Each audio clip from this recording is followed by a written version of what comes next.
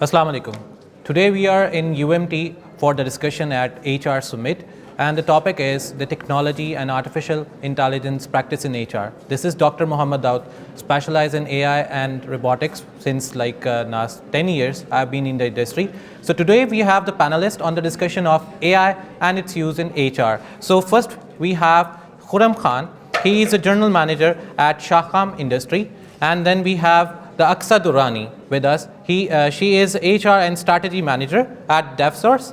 Then we have Shahan Babar, a senior manager HR at Vivo Pakistan. And the last we have the Faiza Shakil, head of talent and OD at Hire Pakistan. So I would like to welcome you all at the University of Management Technology. On the behalf of UMT, I would like to ask you a few quick questions. Sir, first of all, I would like to ask HR कैसे practice कर सकता है AI के in the talent hunt? There are a lot of softwares in the market right now. How are you going to find the right talent with the use of AI?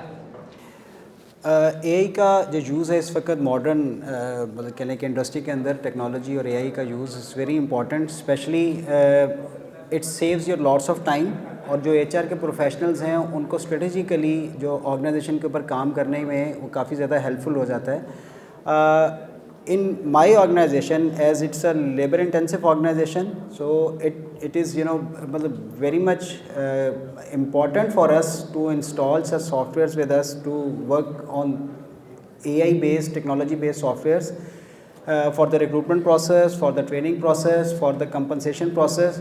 So it is very much helpful. और जो अभी इस वक्त जो challenging situation है मतलब पाकिस्तान में economy की और जो मतलब कि डिफरेंट ऑर्गेनाइजेशन जो फेस कर रही हैं, उसके अंदर जो आर्टिफिशियल इंटेलिजेंस के थ्रू आप जो अपने वर्किंग प्रोसेस को, जो ऑटोमेशन प्रोसेस को आप जितना इम्प्रूव कर रहेंगे उतना ही ज़्यादा हम शायद जो उन चैलेंजेस को फेस करने में हमारे लिए काफ़ी हेल्पफुल होगा. So it is very important I believe. ठीक, miss Aqsa, how you gonna say? AI की बहुत इंपॉर्टेंस है, राइट? अगर एक HR मैनेजर अपना सारा टाइम CVs फिल्टर आउट करने में या रिक्रूटमेंट में इसी में स्पेंड कर देगा, तो हाउ वुड कैन ही और she will focus on employees engagement. हमारी इंडस्ट्री में, सॉफ्टवेयर इंडस्ट्री में, जो हमारा मेन फोकस होता है वो एम्प्लॉयज़ को रिटेन करना होता है, और रिटेन करने के लिए हमें काफ़ी पॉलिसीज़, स्ट्रेटजीज़ और इस तरह की कुछ बनाना पड़ता है जिसकी वजह से हम अपने एम्प्लॉयज़ को रिटेन कर सकें. तो मेरा पर्सनली ये मानना है कि ऑलरेडी हमारा टेक्नोलॉजी से गैप बहुत ज़्यादा है as related to developed countries, 5-6 साल का है. तो अगर हम टेक्नोलॉजी को और AI को इंट्रोड्यूस कराएंगे तो HR का काफ़ी काम जो है वो टाइम सेव हो जाएगा, जिसकी वजह से हमारा जो फोकस है that will move towards the employ engagement, strategy making, policy making. तो यस, मेरे ख्याल में ज़रूरत भी है और इसके अलावा इंपॉर्टेंस भी बहुत है AI की. सर शाहान बाबर, क्योंकि वीवो पाकिस्तान में मेरा ख्याल है कि काफ़ी ज़्यादा टैलेंट, न्यू टैलेंट की रिक्वायरमेंट होती है. So how you gonna see it कि AI हेल्प कैसे करेगा in the finding new talent? First of all thank you very much Dawood. मैं अपनी बात का आगाज़ कुछ यूँ करूँगा कि हम AI की बात कर रहे हैं कि आर्टिफिशियल इंटेलिजेंस की HR के अंदर, HR की प्रैक्टिसेस में वो किस तरह से हेल्प कर रहा है या कर सकता है. पहले थोड़ा सा इसका बैकग्राउंड जान लें कि ये AI है क्या और ये क्यों है और ये इस टाइम पे क्यों है. ये बेसिकली 4th इंडस्ट्रियल रेवोल्यूशन है. अगर हम पहले इंडस्ट्रियल रेवोल्यूशन की बात करें जो कि 1765 के बाद, जिसमें स्टीम पे चलने वाली फैक्ट्रीज़ थी, इंजन्स थे, इस तरह की प्रोडक्ट्स इंट्रोड्यूस हुई थी, प्लांट्स लगे थे, फैक्ट्रीज़, तो वो पहला फर्स्ट इंडस्ट्रियल रेवोल्यूशन था. जिसके बाद वो कहते हैं ना, सनत का पहिया चलना शुरू हुआ, ठीक है. और उसके तकरीबन 100 साल के बाद, इन 1800 एंड समथिंग, उसके बाद जो दूसरा रेवोल्यूशन आया था वो उस वक्त आया था. उसमें क्या हुआ था? उसमें ये था कि पहले सिर्फ स्टीम के ऊपर चल रही थी सनत. इस टाइम पे इलेक्ट्रिसिटी, गैस और जो दूसरे एनर्जी के सोर्सेज हैं उन पे ये शिफ्ट हुआ था, ठीक है. That was the second revolution of industry. जो थर्ड रेवोल्यूशन था वो जब कंप्यूटर इन्वेंट हुए, जब कैमराज इन्वेंट हुए, कम्युनिकेशन के जो मोड्स हैं वो इम्प्रूव हुए, और ये 90s में, ये एंड 90s में ये होने के बाद जो फोर्थ रेवोल्यूशन है जिसको आजकल हम एक्सपीरियंस कर रहे हैं, जिसमें WWW, वर्ल्ड वाइड वेब, और उसके अलावा जो जितने भी हमारे आजकल के रोबोटिक्स हैं या जो भी टेक्नोलॉजीज़ हैं, तो ये फोर्थ इंडस्ट्रियल रेवोल्यूशन है जो कि हम आजकल प्रैक्टिस कर रहे हैं. हर जो रेवोल्यूशन था वो पिछले से डिफरेंट और उससे ज़्यादा challenging, at the same time उससे ज़्यादा हेल्पफुल, ठीक है, जिसने प्रोसेसेस को, चीज़ों को आसान किया, इम्प्रूव किया, जिसका फ़ायदा क्या हुआ कि एनर्जी, ह्यूमन जो मैन पावर है उसकी एनर्जी रादर के वो लेबर वर्क में कंज्यूम हो, वो ज़्यादा स्ट्रेटेजिक साइड पे कंज्यूम होने लगी।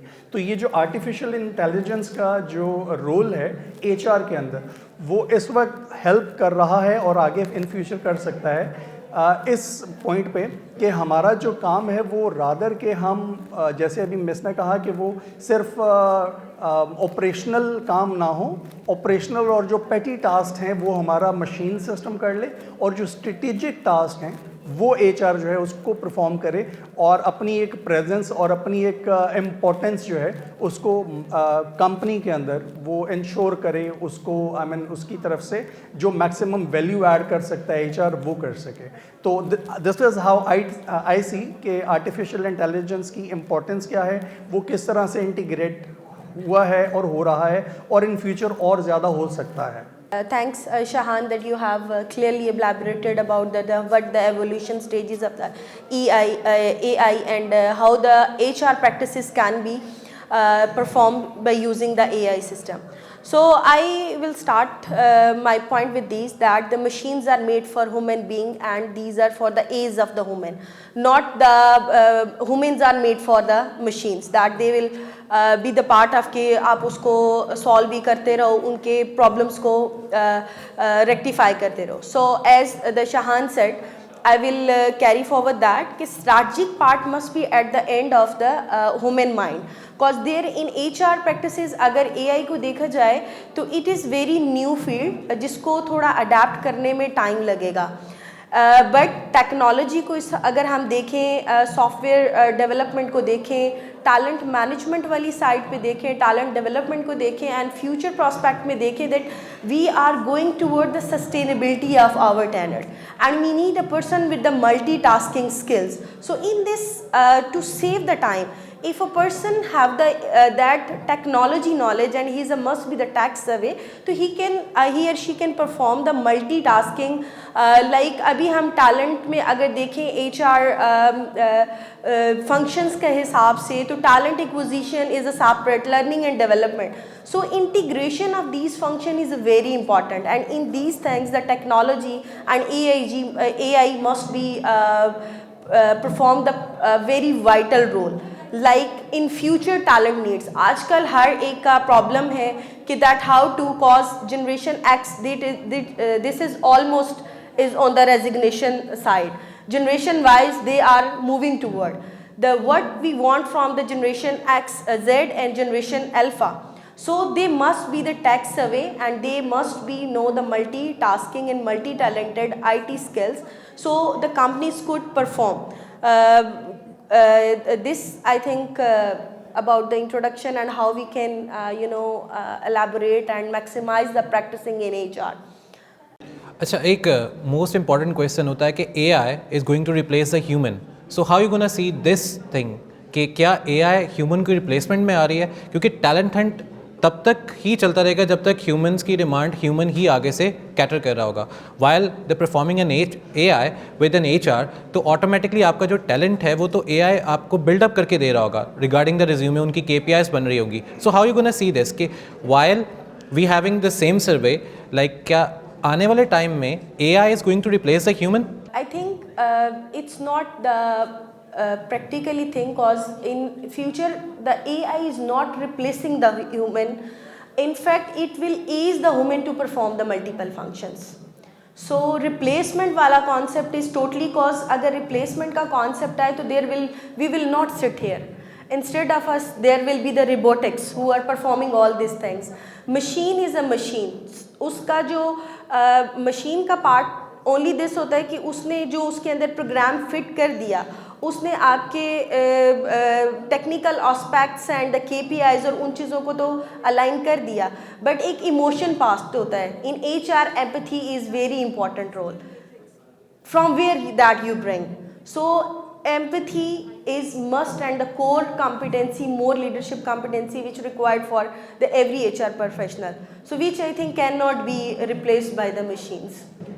सर शाहान, मैं एक चीज़ इसमें ऐड करूँगा, जैसे उन्होंने बात की इमोशनल परसेप्टिव, तो एआई तो ऑलरेडी इमोशंस के साथ भी प्ले कर रहा है, सो ऑटोमेटिकली वो उसको ड्रिल डाउन कर लेता है. So how you gonna see this thing?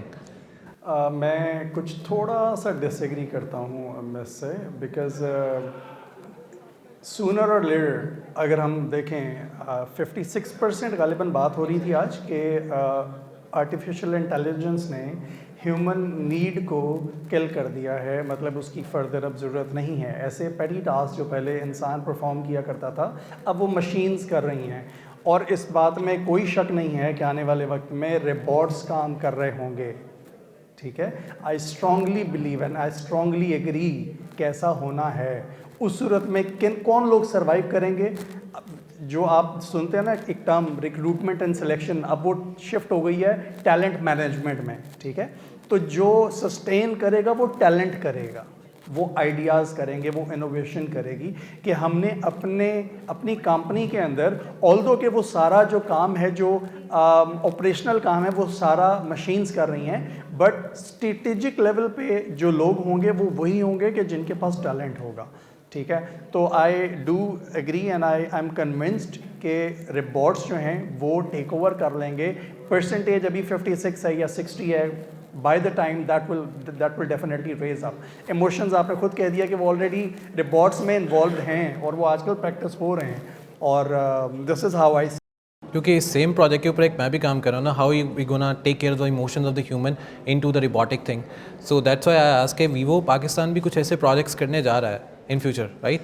नहीं, मैं वीवो की तरफ से तो एज सच अभी आपके साथ कोई इस तरह की अपडेट शेयर नहीं कर सकूंगा कि उसमें क्या है क्या नहीं है, लेकिन जिस टेक्नोलॉजी की आप बात करें दैट रियली एग्जिस्ट, और अगर एम्प्लॉई कोई सिक लीव के बाद आ रहा है तो उसको मशीनी एक चैट बॉट्स उनके साथ कम्युनिकेट कर रहे हैं अबाउट देयर हेल्थ, एंड ये वो चीज़ें हैं कि जो अभी प्रैक्टिस में हैं. इवन पाकिस्तान में ये चीज़ें इन प्रैक्टिस हैं, और इससे बाकी कितना एडवांस जो बाहर की दुनिया है वो जा चुकी है, दैट इज़ समथिंग एल्स.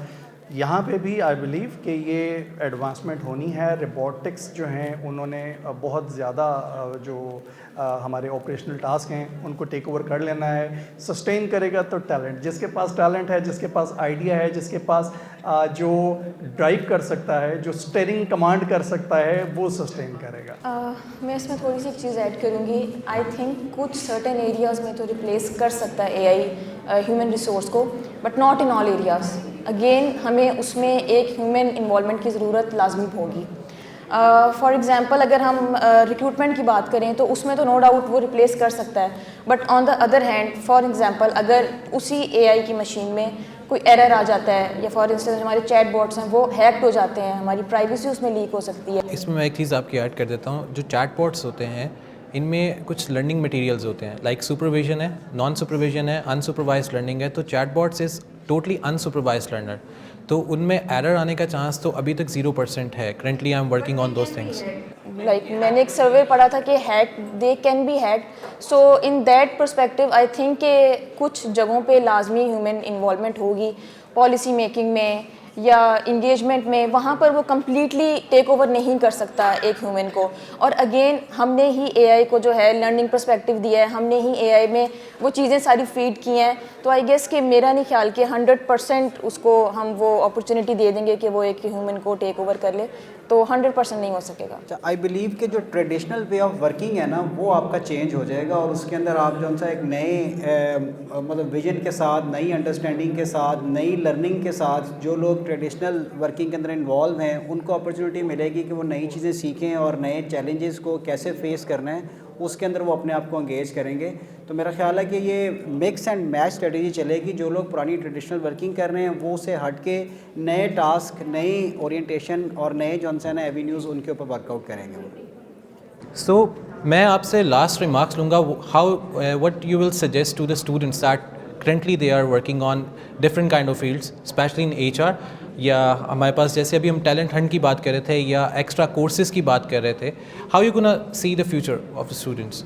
जो लोग बिज़नेस पढ़ रहे हैं या जो भी जिस भी मतलब कि इसमें सब्जेक्ट में अपनी स्पेशलाइजेशन कर रहे हैं, फ़र्स्ट ऑफ़ ऑल उनको लिमिट नहीं करना अपने आप को। और जो बहुत इंपॉर्टेंट चीज़ है जो मैं हर दफ़ा हर एक को कहता हूँ कि कैन डू एटीट्यूड अपने अंदर इस्टेब्लिश करें, वो आप लोगों के अंदर मौजूद है। जो आज का स्टूडेंट है, आज की यंग जनरेशन है, they are very much talented as compare to अस।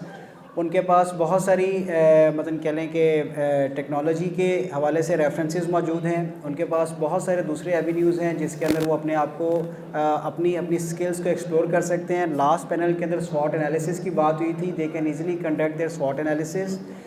इसके साथ दूसरी चीज़ ये है कि उनको उनके जो गोल सेटिंग है वो गोल सेटिंग अपनी इसी डिग्री कंप्लीशन प्रोसेस के अंदर वो अपनी गोल सेटिंग करें। अदरवाइज़ जो डिग्री है ना, ये आपका पीस ऑफ पेपर बन के रह जाएगी अनटिल अनलेस आप लोग अपने गोल को सेट नहीं करते, अपने अंदर कैन डू एटीट्यूड को एक्सप्लोर नहीं करते जो कि है आप लोगों के अंदर।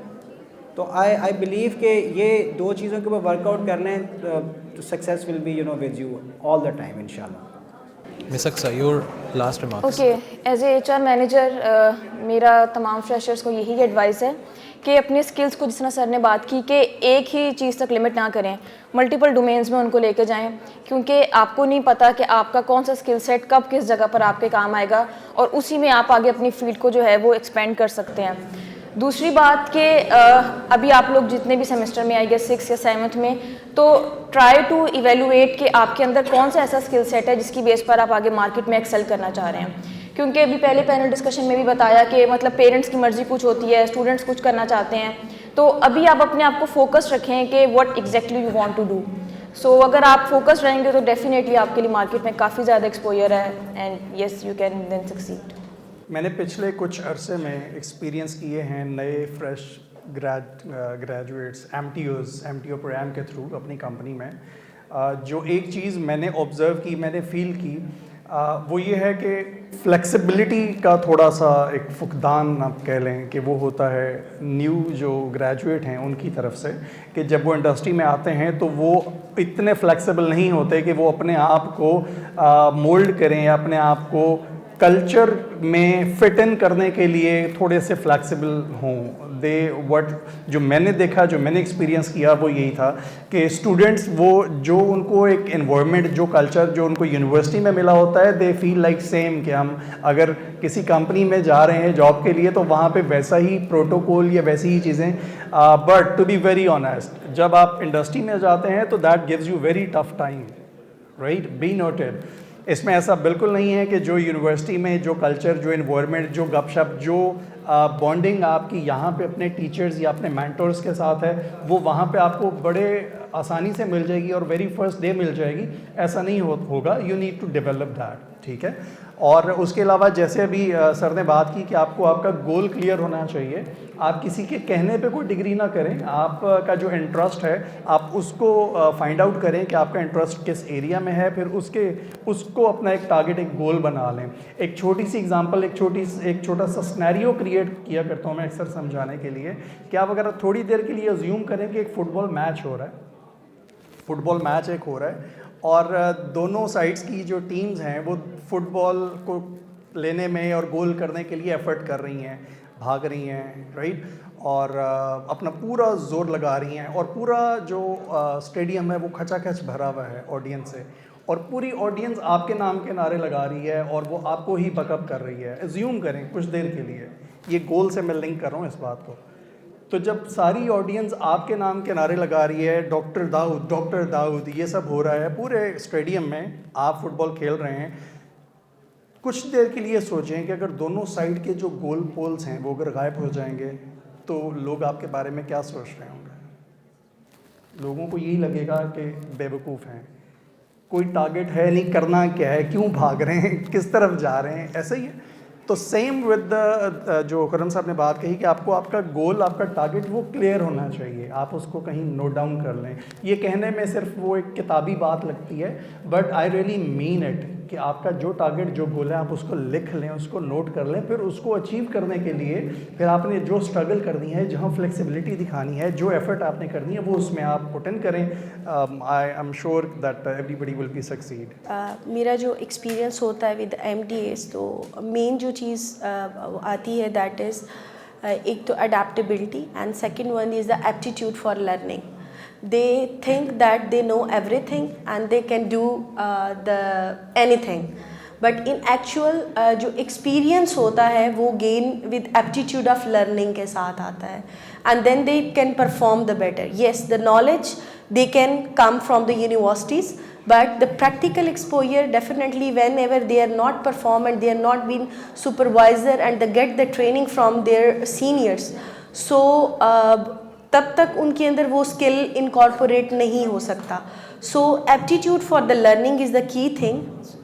इफ़ एनी स्टूडेंट आता है एंड उसको ये लगता है कि जी he knows everything, so it's not for the corporate culture. और जैसे कि बात की कि वो अडेप्टेबिलिटी वाला एलिमेंट आता है. आई डू अंडरस्टैंड कि जनरेशन गैप है, जो जनरेशन्स की नॉर्म्स हैं अभी जो हमारे कॉर्पोरेट कल्चर में प्रिवेल्स कर रही हैं और जो हमारे ये स्टूडेंट्स आते हैं, there is a big gap. But उनको अगर अपना लोहा मनवाना है तो definitely they have to adapt themselves. Adaptability and aptitude, इन दो चीज़ों के साथ अगर ये आते हैं तो they can beat anything. So that's all for the panel discussion today in the field of technology and AI, how they are practicing in HR actually. So I would like to say thank you for all the judges to be the panelists today here in the UMT. So that's all for the AI tech from the UMT HR.